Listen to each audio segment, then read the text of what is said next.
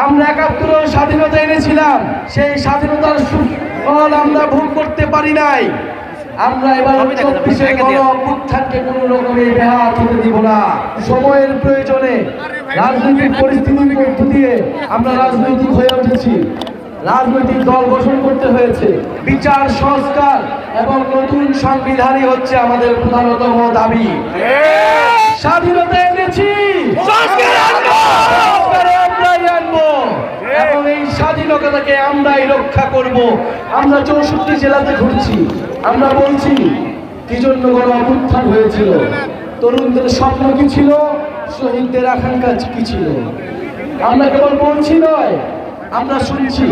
প্রত্যেকটা জেলায় আমরা শহীদ পরিবারদের কথা শুনছি, আহত যোদ্ধাদের কথা শুনছি, আমরা সাধারণ মানুষের কথা শুনছি। এই যে নওগাঁ আমরা আসলাম, দেখলাম যে কত ভাঙা রাস্তা পেরিয়ে আমাদেরকে আসতে হলো, অথচ বিগত ১৫ বছর আমরা শুধু উন্নয়নের গল্প শুনেছি। আমরা ভেবেছিলাম চারিদিকে শুধু উন্নয়ন আর উন্নয়ন, কিন্তু নওগাঁ এসে দেখলাম যে একটা ফ্যাসিস্ট সরকার নওগাঁবাসীর সাথে কি ধরনের প্রতারণা করেছিল। সেই প্রতারণার দিন শেষ হয়েছে, কিন্তু আমরা চাই না নতুন করে আবার প্রতারণার দিন শুরু হোক।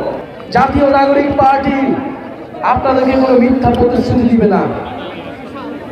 আমরা প্রথাগত রাজনীতিবিদদের মতো আমরা বলবো না আপনাদের জন্য আমরা এই করে দিব সেই করে দিব।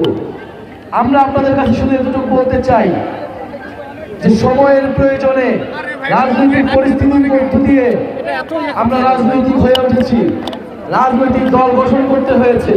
গণ-অভ্যুত্থানের মধ্য দিয়ে বাংলাদেশের সাধারণ জনগণ, বাংলাদেশের তরুণ প্রজন্ম বিকল্প নেতৃত্ব হিসেবে গড়ে উঠেছে।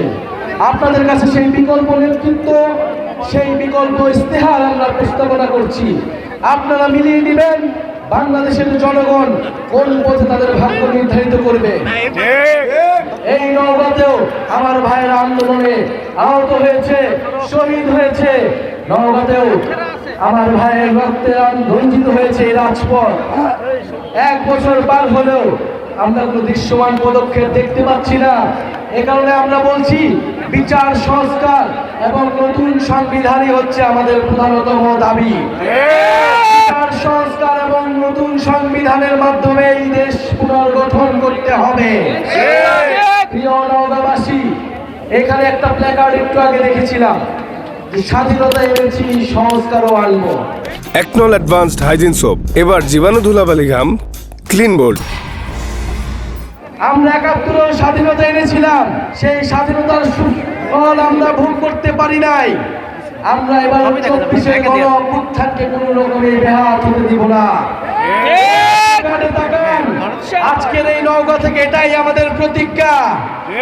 স্বাধীনতা এনেছি, আমরাই আনবো এবং এই স্বাধীনতাকে আমরাই রক্ষা করব। তবে এই গণ-অভ্যুত্থানের শহীদদের প্রকৃত মর্যাদা দেওয়া হবে। ৩রা আগস্ট শহীদ মিনারে আমাদের জাতীয় নাগরিক পার্টির উদ্যোগে বাংলাদেশের মুক্তির সনদ, মুক্তির ইস্তেহার তৈরি হবে। আপনাদেরকে সেই আমন্ত্রণ জানিয়ে যাচ্ছি।